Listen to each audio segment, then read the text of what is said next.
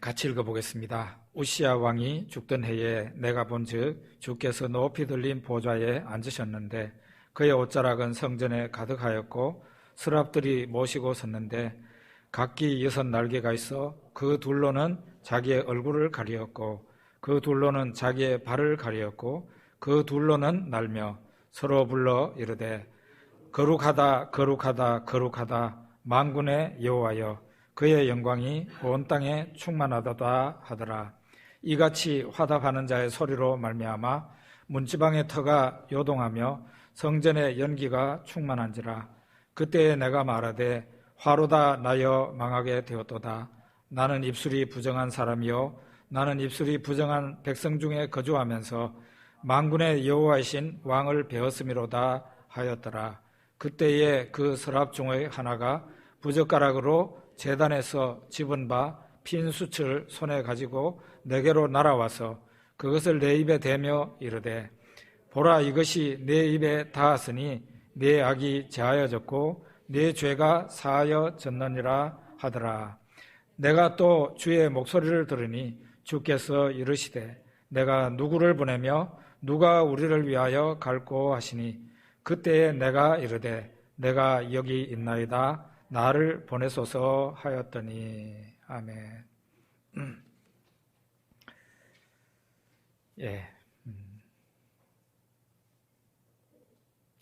이사야 선지자 어떤 사람인가? 오늘 신약의 한 인물 선택해서 설교하고 나면 그 다음 주에는 구약을 하고 나면 그 다음에 신약을 하고 그렇게 할 생각인데요. 이사야 선지자는 어떤 사람인가? 기원전 예수님 오시기 전 750년에서 700년경까지 약 50년간 사역한 선지자다. 그 나라가 그 당시에 북쪽에는 이스라엘이고 남쪽에는 유다고 꼭 우리나라 같이 이렇게 나누어져 있었는데 남쪽 유다 나라에서 사역한 여호와 하나님의 선지자였습니다. 성경을 읽어보면 이사야가 아모스의 아들 이사야라고 그렇게 나와 있는데 당연히 이 아모스는 아모스서의 아모스가 아니고 다른 아모스입니다. 유대인들 전통에는 이사야의 아버지 아모스가 어떤 사람인가 나와 있는데요. 아마샤 왕의 형제라고 그렇게 나와 있었습니다. 그러니까 이 아마샤 왕의 형제라 그러면은 왕의 형제가 이 아모스라는 사람이었는데 이사야의 아버지가 왕의 형제였다는 겁니다. 이렇게 우리가 보게 되면은 우시야 왕은 이사야 선지자의 사촌이 되는 겁니다. 이렇게 왕족 가운데 왕족인 사람이 바로 이사야 선지자입니다. 높은 신분이지요. 그리고 그는 많은 것을 가지고 있는 사람이고 아주 문화인이고 거기에다가 대도시 사람, 도시인이었습니다. 이런 사람이 하나님의 부르심을 받아 선지자가 되었습니다. 자, 우리가 그런데 궁금한 것이 그의 아내죠. 이사야의 아내는 어떤 사람이었는가? 이사야 8장 3절에 보면 우리가 읽는 그 성경에 보면 내가 내 아내를 가까이 하며 그가 임신하여 아들을 낳았다 이렇게 나와 있는데요. 성경 원문은 좀 다릅니다. 달라도 많이 다릅니다. 성경 히브리어 원문에 보면은 어떻게 되어 있는가 하면 내가 여 선지자에게 가까이 했더니 그가 임신하여 아들을 낳았다 이렇게 되어 있습니다. 우리말 성경에는 어떻게 되어 있다고요? 내가 내 아내를 가까이 했다고 나와 있는데 성경 히브리어 원문에는 내가 여 선지자에게 가까이 했더니 그가 임신하여 아들을 낳았다 이렇게 나와 있던. 자, 이렇게 볼 때에 이사야의 아내가 어떤 사람이었는지 나와 있죠. 여 선지자입니다. 남편도 선지자, 아내도 선지자인 그런 굉장히 특이한 가정을 이루고 있었고요. 성경에 나오는 그 두 아들의 이름도 있는데 아들 둘을 낳았습니다. 이사야는 이런 배경을 가지고 있는 사람인데 어느 날 하나님을 바라보게 되었고 하나님이 하나님이 부르시는 초청하는 음성을 들었습니다. 내가 누구를 보내며 누가 우리를 위하여 갈고. 그때에 이사야가 대답합니다. 내가 이르되 내가 여기 있나이다. 나를 보내소서. 하나님을 사랑하는 마음이 지극하지 않으면은 저요 제가 가겠습니다. 하나님 이름을 위해서 제가 나가겠습니다. 라고 말하기 힘들죠. 이사야는 그만큼 하나님의 사랑에 감동되었던 사람이고 하나님을 사랑한 인물이었다. 그렇게 말을 할 수 있을 것 같습니다. 예수님께서 말씀하셨어요. 일할 것은 많되 일꾼이 부족하니 그래야 추수하는 주인에게 청하여서 일꾼을 더 보내주소서 하라. 예수님이 그렇게 말을 했습니다. 예수님은 오늘 또 우리들에게 예수님을 위해서 일할 사람을 부르고 계십니다. 예수님을 위해서 일할 사람을 부르고 계십니다. 그 사람이 바로 우리가 돼야 됩니다. 왜 그런지 아십니까? 우리가 받은 사랑과 은혜가 너무나 많기 때문입니다. 우시야 왕이 죽던 해에 이사야가 하나님을 보게 되는데요. 이사야가 하나님을 찾고 찾아서 만난 게 아닙니다. 보려고 기도를 하고 40일 금식 기도를 하고 성경을 많이 읽고 이러면서 하나님을 만나려고 애를 쓰다가 하나님을 보게 된 게 아니고 우시야 왕이 죽던 해에 어느 날 느닷없이 그는 하나님을 바라보게 되었는데 하늘이 열리면서 하늘을 쳐다보게 되었습니다. 모세 역시 하나님을 만나려고 해서 하나님을 만난 게 아니라 모세가 하나님을 만나고 계시를 받으려고 호렙산에 간 게 아닙니다. 그는 장인의 양떼를 이끌고 어느 날 우연히 호렙산으로 가게 되었습니다. 그런데 그 호렙산에 서 있는 떨기나무에 불이 붙어 있는데 그 불이 보통 같으면 와라를 타서 없어졌을 텐데 불이 계속 활활 타고 있어서 이 도대체 무슨 일인가 싶어서 가까이 갔는데 떨기나무 불꽃 가운데서 여호와 하나님께서 모세를 부르십니다. 모세야 모세야 이렇게 부르십니다. 사도 요한 역시 마찬가지로 하늘의 영광을 보게 되고 예수님의 영광을 보게 됩니다. 사도 요한은 로마 제국의 박해 시기에 지중해 상에 있는 섬 반모라는 섬에 유배가 되어 있었습니다.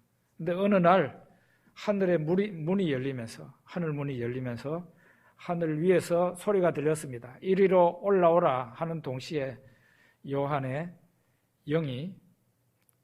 영혼이 하늘 위로 이끌림을 받았습니다. 거기에서 놀랄만한 광경을 보고 요한계시록을 기록하게 된 것입니다. 이 모든 사람들이 하나님을 찾고 찾아가지고 만나고 보고 놀란 게 아니고 어느 날 느닷없이 하나님께서 하나님의 자신의 세계를 확 열어서 하나님 사랑하는 자에게 보여주신 겁니다. 이사야가 바로 그렇게 해서 하나님을 보게 된 것이에요. 이사야가 보니까 하늘이 열렸는데 하나님께서 아주 높이 들린 보좌에 앉아 계셨고 스랍이라는 매우 특별한 영적인 존재입니다. 매우 특별한 영적인 존재. 보통 천사들하고도 이게 모양이 다른 스랍들이 스랍이라 그러기도 하고 그룹이라고 그러기도 하고 그러는데 하나님 가장 가까이에 있는 영적인 존재입니다. 아주 특이한 모습을 하고 있었는데 6날개를 가지고 있었습니다. 6날개를 가지고 있는데 그 2날개로는 스랍들이 자기들의 얼굴을 가리고 있고 2날개로는 발을 가리고 있고 2날개로는 날면서 하나님 보좌 주변을 날면서 찬송을 하고 있었다 그랬습니다. 거룩하다 거룩하다 거룩하다 만군의 여호와여 그의 영광이 온 땅에 충만하도다. 스랍들이 노래한 것은 하나님을 찬송한 건데 하나님의 어떤 부분을 찬송하고 있었는가? 첫째로 하나님의 거룩입니다. 거룩하다, 거룩하다, 거룩하다. 하나님을 거룩하시다고 찬송하고 있었어요. 두 번째는 같은 그 가사에 그의 영광이 온 땅에 충만하도다. 하나님의 영광이 온 땅에 충만하다고 찬송하고 있었어요. 하나님의 거룩에 대해서는 조금 더 있다가 나올 예정이고요. 이 스랍들이 하나님의 거룩을 찬송하고 하나님의 영광을 찬송했는데 하나님의 영광을 한번 봅시다. 하나님의 영광을 찬송하기를 여호와의 그의 영광이 온 땅에 충만하도다. 하나님의 영광이 온 땅에 충만하다고 찬송을 했어요. 저는 온 땅에 하나님의 영광이 충만하다고 첫째로 주목한 게 땅이에요. 땅은 바로 여러분과 제가 살고 있는 이 지구를 땅이라고 그럽니다. 성경에서는. 이 땅에 하나님의 영광이 충만하대요. 그리고 또 온이라는 말이에요. 온 땅에 하나님의 영광이 충만하다고. 그래서 제가 성경 원문을 봤더니 분명히 온 땅으로 그렇게 나와 있어요. 온 땅. 콜 하아레츠 이래가지고 온 땅이라고 나와 있어요. 여러분은 이 말씀이 이해가 잘 되십니까? 저는 완벽하게 이해를 하려고 노력은 하지만 제가 완벽하게 이해가 잘 되지는 않았어요. 이 땅에는 슬픔이 가득합니다. 이 땅에는 고통도 많습니다. 이 땅에는 불합리한 일도 가득 차 있습니다. 죄악된 일들이 너무너무 많습니다. 그럼에도 불구하고 하나님의 영광이 온 땅에 충만하다? 쉽게 납득이 되지 않는 거죠. 성경은 그래도 어떻게 말합니까? 여호와 하나님의 영광이 우리가 살고 있는 이 지구상에, 이 온 땅에 충만하다고 말을 하고 있고 우리는 그것이 진리임을 믿습니다. 저는 생각을 해봤어요. 지금도 산과 들에 계절마다 아름다운 꽃들이 피고 있습니다. 요즘 나이가 들어서 그런지 모르겠는데 산책하면서 들꽃들이 얼마나 아름다운지, 이야, 참고요. 저만 아름다운 게 아닌가 봐요. 네? 요즘 다 폰을 다 가지고 다니면서 이렇게 사진 찍잖아요. 제가 심심찮게 보는 게 좀 나이가 든 사람들, 네?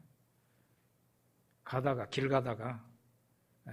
예쁜 꽃이, 들꽃이 있으면 그거 가가지고 찍는다고. 네. 얼마나 아름답습니까? 숲속에는 각종 새들이 각종 아름다운 톤으로 노래를 부르고 있습니다. 아침이면 태양이 떠올라 하늘을 가로지릅니다. 밤이 되면 달이 떠오르고 수많은 별들이 창공에 떠서 하나님의 영광을, 하나님의 존재를 선포하고 있습니다. 무엇보다도 이 땅에 하나님의 영광이 가득 차다는 것은 교회와 성도를 의미합니다.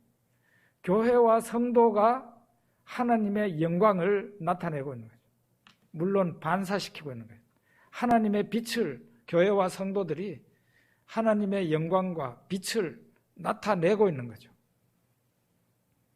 그리고 교회와 성도들을 통해서 전파되는 예수 그리스도의 십자가의 복음입니다. 예수 그리스도의 십자가의 복음. 세상 사람들이 하나님의 영광을 직면하지 않으려고 해도 듣기 싫어하는 복음을 막 그냥 메가폰을 들고 하나님의 살아계심과 예수 그리스도의 구원을 전파하는 그런 전도자들이 도처에 있고 우리 모든 예수 믿는 우리가 바로 하나님의 영광을 드러내는 존재들이다. 일종의 천사들인 거죠. 하나님이 보낸 존재들, 천사, 그게 천사예요. 이사야는 이렇게 하늘이 열리면서 하나님의 거룩하심과 하나님의 영광을 바라보게 되었습니다. 하나님의 거룩과 영광을 보고 이사야가 탄식을 합니다. 화로다 나여 망하게 되었도다. 나는 입술이 부정한 사람이다. 입술이 부정한 백성 중에 거주하면서 만군의 여호와이신 왕을 배웠음이로다. 자기의 죄로 인해서 탄식합니다. 이사야 1장에서 5장까지 내용을 보면 그 많은 부분이 하나님의 심판이 너희 백성들, 이 소위 하나님의 백성이라면서 죄 많이 짓고 있는 자들에게 임하게 된다고 이사야는 사람들에게 하나님의 심판을 선포합니다. 그랬던 다른 사람을 이렇게 손가락질하고 있던 이 이사야가 이사야서 6장에서는 자기 자신을 바라보게 됐습니다. 화로다 나여 망하게 되었도다. 망할 사람은 자기가 그동안 지적했던 사람들도 물론 망할 사람이지만 또 망할 사람이 있는데 바로 자기 자신이라는 거예요. 화로다 나여 망하게 되었도다. 이렇게 다른 사람의 죄를 고발하고 너희들에게 심판이 있을 거라고 그렇게 힘있게 외쳤던 이사야가 자기 자신의 모습을 바라보게 됐을 때 똑같이 하나님 앞에서 멸망당할 수밖에 없는 죄인이라는 것을 깨닫고 탄식을 하게 됩니다. 사실은 전도자는 이렇게 돼야 진짜 전도를 할 수 있어요. 저는 이따금씩 포항 시내도 그렇고 서울 가면 서울역 앞에 어김없이 메가폰 든 사람들을 만나게 되는데요. 굉장히 담대하게 큰 소리로 더 큰 소리로 하려고 메가폰을 들고 있는 거죠. 외치는 것을 봅니다. 때로는 부럽게 바라보기도 합니다. 저 사람들은 참 은혜를 크게 받은 사람이구나 하면서도 또 한편으로는 아쉬운 것이 있는데 그게 뭔가 하면은 좀 겸손할 수 없나 그런 생각입니다.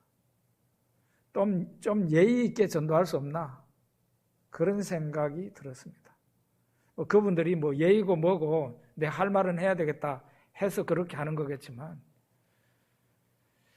어떻게 하면 겸손한 전도자가 될 수 있을까요? 어떻게 하면은 내가 전하는 말이 상대방에게 꽂힐 수 있을까요? 상대방이 마음을 열고 받을 수 있을까요? 그것은 애정과 긍휼이 있어야 가능합니다. 그냥 회개하라고 한다 해서 상대방에게 감동이 되는 게 아니라 나도 죄인이라는 것을 전제로 하고 상대방의 말을 할 수 있어야 그것이 설득력이 있다는 거예요. 그래서 하나님께서 천사를 통해서 복음을 전하지 않고 죄 지은 여러분과 저를 불러서 구원한 다음에 전도자가 되게 하시는 거예요.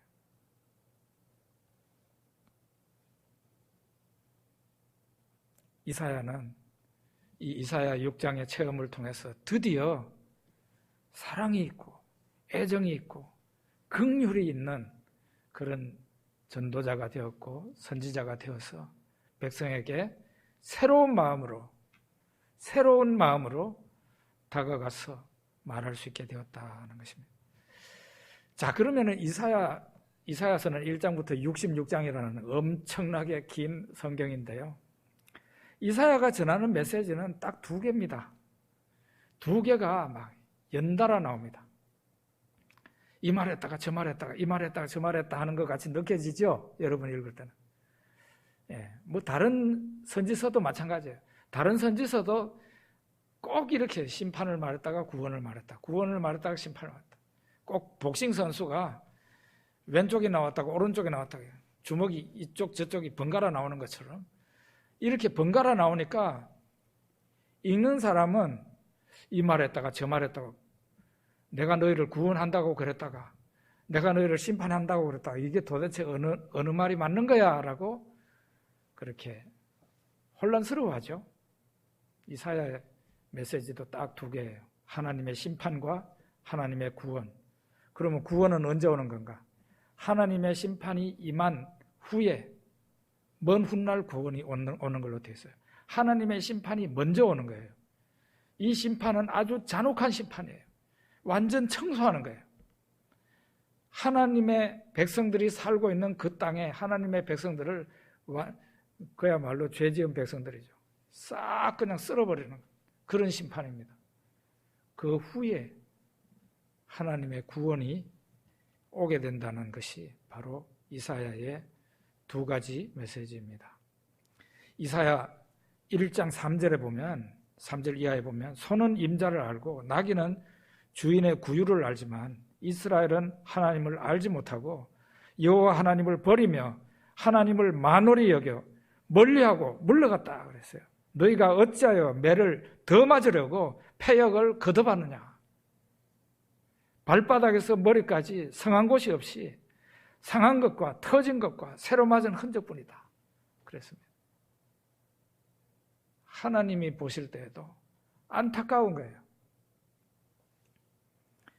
이 하나님을 저버리고 떠나버린 사람들을 하나님께서 돌아오라고 때렸는데 그렇게 때리다가 보니까 발바닥에서 머리끝까지 어디 성한 데가 하나 없는 거예요. 옛날에 맞은 상처, 새로 맞은 상처, 그게 막 덕지덕지는 거예요. 이제 더 이상 어디를 성한 데가 있어서 때릴 만한 데가 없을 정도로 이 백성이 하나님께 많이 두들겨 맞았다는 거예요. 그럼에도 불구하고 그 백성은 돌아오지 않았습니다. 그렇게 많이 맞았는데도. 그래서 하나님이 이사야를 통해서 주시는 말씀은 뭔지 아십니까? 이제는 더 이상 징계가 아니라 심판이라는 거예요. 나는 이제 너희들을 더 이상 때릴 데도 없다. 쓸어버리겠다라고 하나님께서 말씀을 하시는 겁니다. 이사야 5장에 보면 그 심판이 어떤 것인지를 말하고 있는데 하나님이 먼 나라들을 땅끝에서 불러온다 그랬어요. 유다 땅으로. 그 백성을 치기 위해서, 죄 지은 백성을 치기 위해서 먼 곳에 있는 나라를 이끌어서 데리고 온다는 거예요. 유다를 치러 오는 그 나라의 군대들이 얼마나 빠른지 넘어지는 사람도 없고 조는 사람도 없고 자는 사람도 없고 날카로운 화살을 당기고 그렇게 오고 있다는 거예요. 그 적군이 탄 말에 말굽이 부싯돌 같고 그들이 탄 전차의 바퀴는 회오리 바람 같다는 거예요. 무시무시한 이방의 군대를 하나님이 이끌어서 이 백성을 치도록 이끌어 드린다고 그렇게 이사야를 통해서 예언하고 있는 겁니다.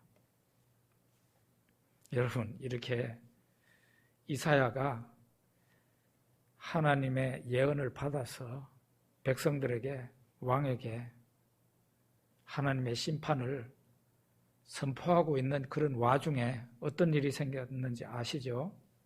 제가 말하는 걸 들으면 알 겁니다. 아수르의 산헤립 왕이 유다와 예루살렘을 쳐들어오게 됩니다. 강력한 나라고 군대고 인류 역사상 가장 포악하기로 이름나 있는 군대입니다. 아시리아 제국이 아주 그 지역 일대를 싹 다 그냥 정복하고 뭉개버리고 이제 마지막으로 예루살렘을 향해서 올라온 유다도 다 그냥 다 짓밟아 버렸어요. 그리고 이제 망대처럼 이렇게 홀로 이렇게 서 있는 예루살렘을 향해서 올라오는 겁니다. 그리고 이제 예루살렘을 포위를 하는 거예요.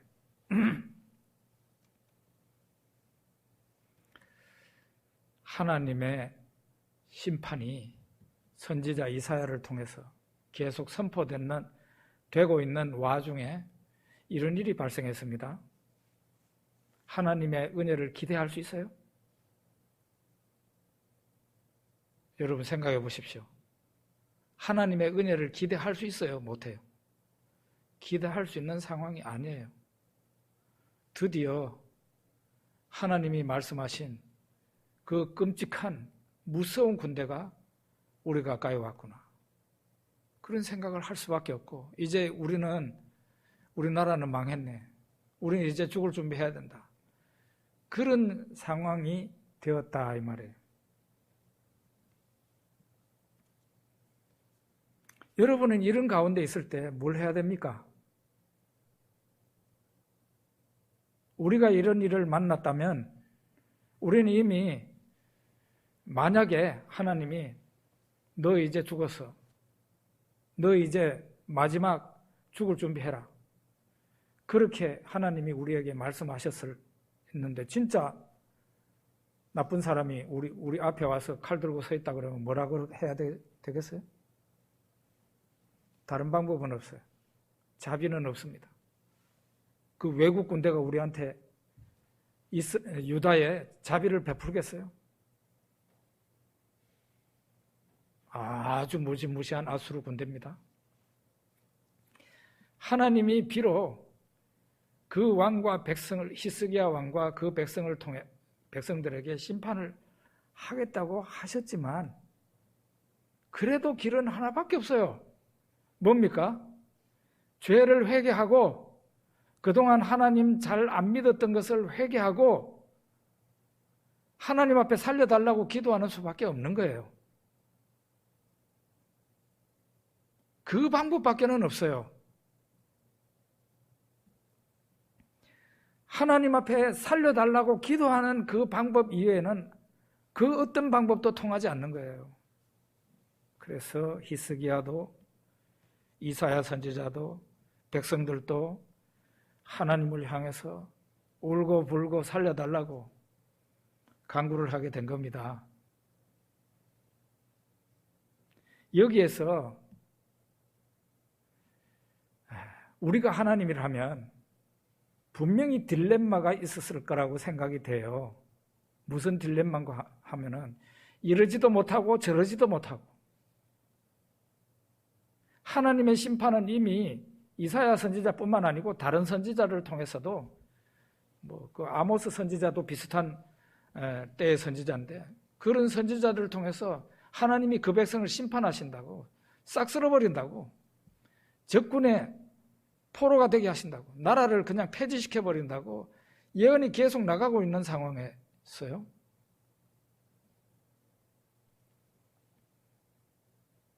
어쩌면은 하나님께서 그 백성을 멸하기 위해서, 성경에는 그렇게 구체적으로는 말하고 있지 않지만은 하나님께서 그 백성을 멸하기 위해서 아수르를 동원했을 수 있다. 그런 가정을 한번 생각해 볼 수 있어요. 그래서 하나님의 결심은 이 백성을 멸하려고 생각하고 있었는데, 히스기야 왕도, 이사야 선지자도, 그 백성들도 막 통사정하면서 하나님 앞에 죄를 회개하면서 살려달라고 부르짖는 거예요. 하나님의 공의와 하나님의 긍휼 사이에서 하나님은 상당히 딜레마에 빠질 수밖에 없는 거죠. 이 백성을 불쌍히 여기자고 그러니 이 백성의 죄를 심판하셔야 되고, 심판하려고 하니 백성이 너무 불쌍하고, 그런데 하나님은 어느 쪽을 선택합니까? 그 백성을 건지시는 걸로 선택을 하십니다. 산헤립 왕이 예루살렘을 뺑뺑 둘러싸고 있었는데 아침에 일어나서 보니까 자기 군사 18만 5천 명 군사가 전부 다 송장이 돼 있었어요. 놀라운 일이 일어난 겁니다. 이게 유다 군대에 화살을 맞아가지고 죽은 게 아니고 그냥 다 죽어 있었어요. 송장이 돼 있었어요. 산헤립이 자기 군사가 다 송장이 돼 있으니까 얼굴이 떳떳해져서 얼굴이 홍당무가 돼가지고 자기 나라로 도망칩니다.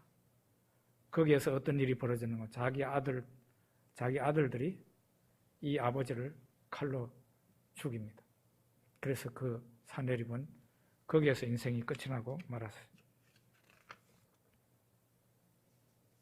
우리가 여기에서 얻을 수 있는 하나의 교훈은, 우리가 아무리 하나님 앞에 큰 죄를 지었어도 그동안 하나님 앞에 참 이 인생 산 것이 참 후회스럽고 그렇게 해서는 안 되는 삶을 하나님 앞에 살았다 할지라도 하나님 앞에 우리가 살 길은, 은혜 받을 길은 하나라는 거예요. 하나님 앞에 나가서 회개하고 살려달라고 기도하고 그래야 길이 생긴다는 거죠. 자, 그러면 어떻게 해서 이런 일이 일어났을까요? 그래서 첫째는 기도예요. 아무리 절망적인 상황이라 할지라도 기도하는 자에게는 소망이 있습니다. 우리 하나님은 긍휼이 풍성하신 하나님이라 그랬어요. 하나님이 심판을 하시려고 그랬다가도 그 심판을 하시지 않은 예가 성경에 많이 나와 있습니다. 우리는 요나서를 통해서도 그걸 봅니다. 니느웨가 어떤 나라예요? 아수르의 수도예요. 이 사네립 왕의 수도잖아요. 그 니느웨를 멸망시키겠다고 하나님께서 선지자 요나를 불러서 거기 가게 해가지고 외치게 했잖아요. 그런데 이 백성들이 이스라엘의 적국이죠. 그 적국이 왕부터 신하들, 백성들, 심지어는 종들, 짐승까지 굶으면서 금식을 하면서 기도합니다. 회개합니다. 그러자 하나님께서 그것을 멸망시키려고 했다가 돌립니다. 이것이 바로 소망이에요. 하나님의 긍휼의 소망이 있어요. 그래서 아무리 암담한 상황이라도 그동안 하나님 앞에 참 많이 잘못했다 할지라도 하나님 앞에 나와서 회개하고 기도하면 하나님께서 멸하려고 했다가도 마음을 돌리시는 거죠. 첫째는 기도고, 두 번째로는 여러분 하나님의 거룩입니다. 하나님의 거룩. 하나님께서는 친히 자기 자신의 이름을 더럽히지 않기 위해서 하나님은 자신의 이름이 추락되지 않도록 하기 위해서 하나님 자신이 일어나신 거예요. 이사야 36장에 보면 산헤립이 유다의 히스기야 왕과 백성들에게 큰 소리를 칩니다. 열국의 신들 중에 자기 땅을 아수르 왕의 손에서 건진 자가 있느냐 하는 거예요. 열방의 신들 중에 어떤 신이 자기 나라를 내 손에서 건져냈느냐 이거예요. 여호와가 누구이기에 예루살렘을 내 손에서 건지겠느냐, 이런 말을 해요.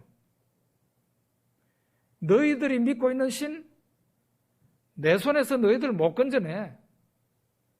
다른 나라의 신들 봐, 못 건져냈잖아. 다 망했잖아. 너희들도 그렇게 될 거야. 큰 소리를 쳐서.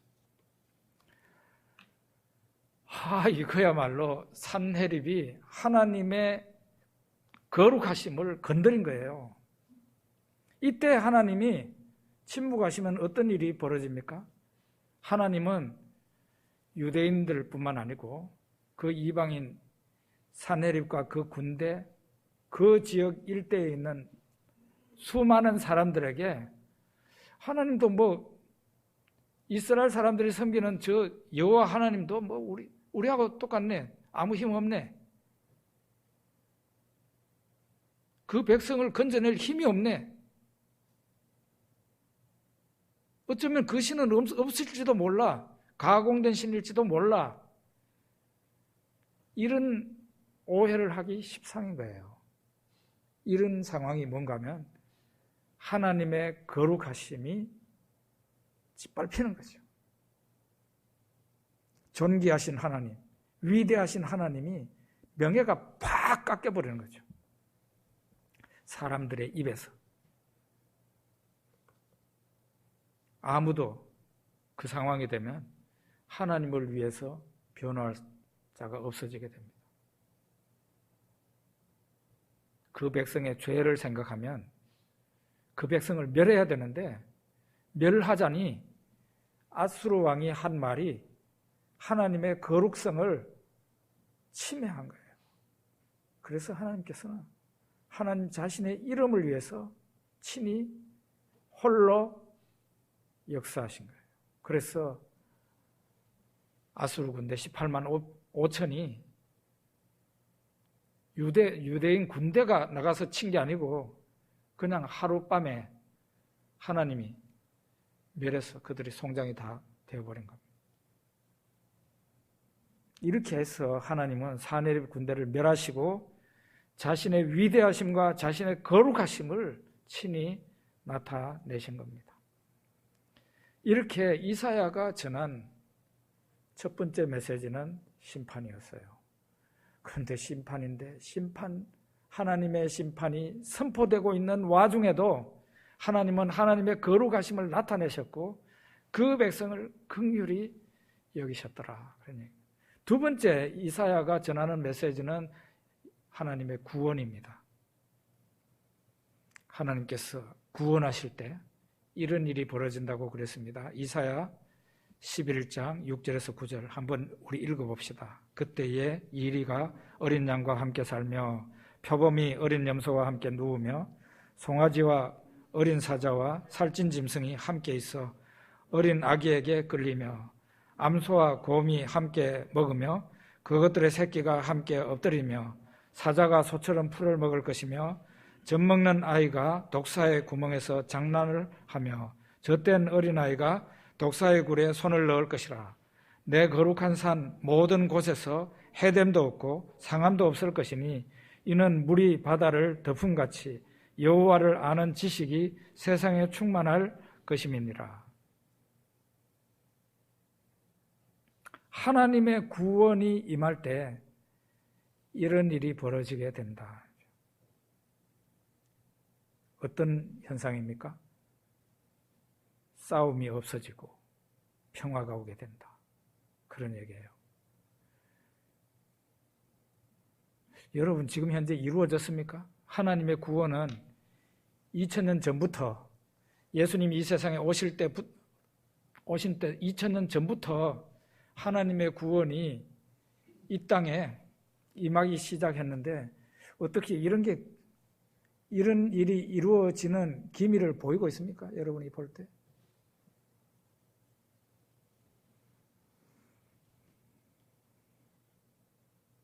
하나님의 구원이 임할 때요, 어떻게 되는가 하면은 하나님과 사람 사이에 갈등과 원수 사이였지만 평화가 오게 돼요.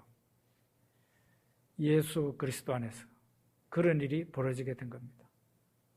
여러분과 제가 본래는 하나님과 원수된 사람이었는데 예수 그리스도로 말미암아 우리는 하나님과 이제 평화가 되고, 평화 정도가 아니죠. 얼마나 긴밀한 관계가 됐는지 하나님과 가족이 되었습니다. 하나님이 우리의 아버지시고 우리는 그의 자식이 된 거예요. 완전 갈등이, 원수가 하나님의 가족이 됐어요. 평화가 오게 됐어요. 그리고 사람과 사람 사이에도 예수 그리스도 안에서 평화가 오게 됩니다. 유대인과 이방인의 관계에 대해서 얘기하잖아요. 유대인과 이방인은 붙을래야 붙을 수 없는 그런 관계예요. 성경에서 말하고 있는. 그런데 예수 그리스도의 십자가로 말미암아 중간에 막힌 담이 헐어졌다. 유대인과 이방인의 그 사이가 그동안에 막고 있었지만 이제는 완전히 화해가 되고 평화가 오게 됐다. 하나가 되고 평화가 된 거예요. 예수 안에서 사람과 사람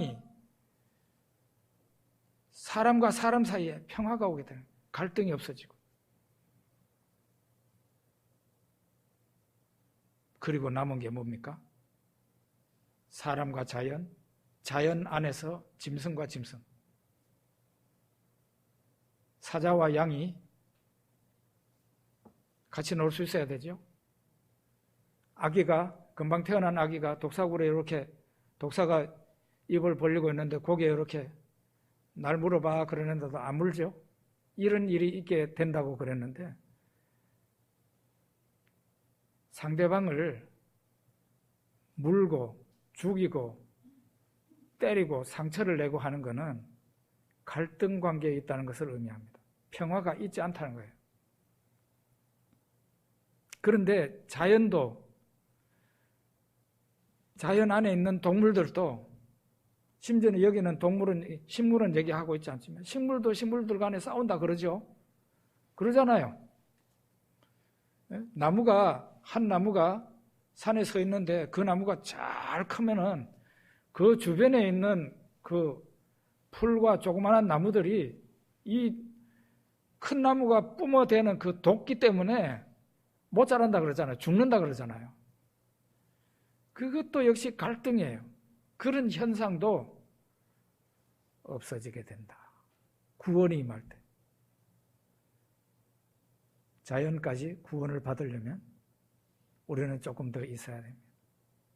새하늘과 새 땅이 오게 될 때 예수 그리스도의 재림으로 말미암아 그런 일은 일어나게 될 겁니다. 그런데 예수님 재림 이전에도 하나님과 우리 사이에는 완전한 평화가 왔습니다. 예수 그리스도 안에서. 사람과 사람 사이에 예수를 믿은 나하고 예수를 믿는 다른 형제 자매하고는 이미 같이 하나님의 영을 받아서 우리의 막힌 담이 없어졌습니다.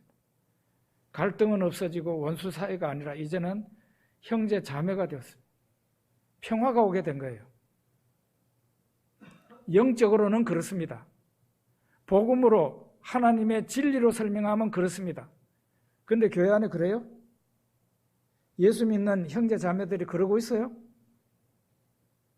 정말 이율배반적인 삶을 살아가고 있는 경우가 많아요. 내가 예수 믿는 사람이고 내 안에 하나님의 영이 계시는데 왜 예수 믿는 사람이고 하나님의 영이 있는 다른 형제 자매들을 질투하고 못 잡아먹어서 안달이고 험담하고 돌아다니고 왜 그렇게 합니까? 그거는 받은 은혜대로 살고 있지 않은 거예요. 이미 구원이 우리에게 임했고 그 구원이 임한 삶을 살아야 되는데 우리는 구원과는 관계없는 옛날 삶을 여전히 살고 있는 거예요. 그러니까 이 말씀은 부분적으로는 이미 우리에게 성취되고 있다. 그렇게 말을 할 수 있습니다. 자, 이제 이사야 43장 19절에서 20절 한번 봅시다. 보라, 내가 새 일을 행하리니 이제 나타낼 것이라 너희가 그것을 알지 못하겠느냐? 반드시 내가 광야의 길을 사막에 강을 내리니 장차 들짐승 곧 승냥이와 타조도 나를 존경할 것은 내가 광야의 물을 사막에 강들을 내어 내 백성 내가 택한 자에게 마시게 할 것임이라. 이거는 이루어졌나요?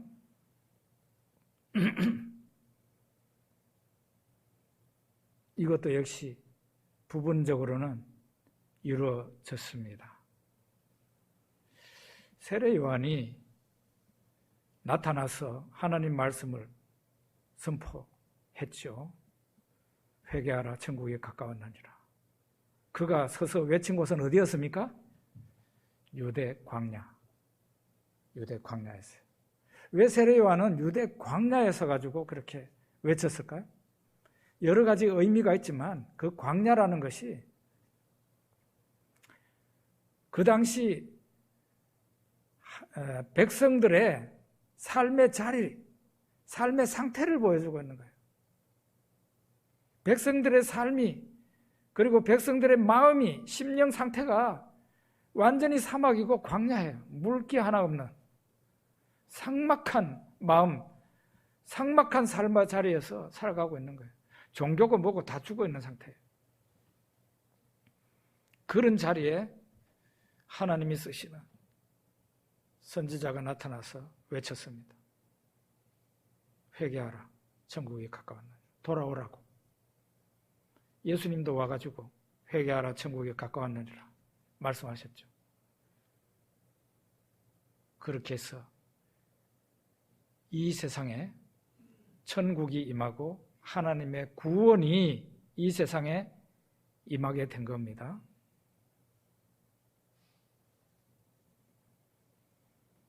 구원이 임할 때 어떤 현상이 생겼는가? 지금 현재 삭막한 인간의 여러분과 저의 삭막한 심령 속에, 마음 속에, 영혼 속에 하나님의 영이, 성령이 조금도 아닌 강을 이루어서 우리의 심령 속에 임하는 시대가 되었다.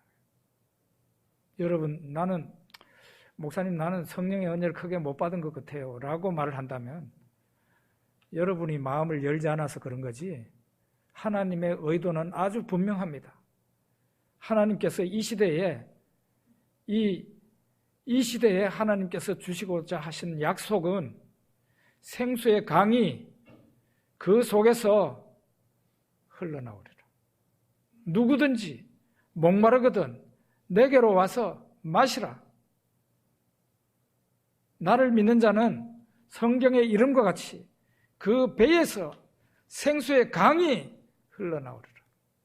우리의 심령이 삭막한 사막과 같다고 할지라도 우리가 예수 그리스도를 영접하고 그 앞에 나가면 예수님으로부터 나오는 성령의 강 같은 은혜가 그 사람이 어떤 사람이든지 간에 임하게 된다는 거예요. 그걸 체험하게 된다는 거예요.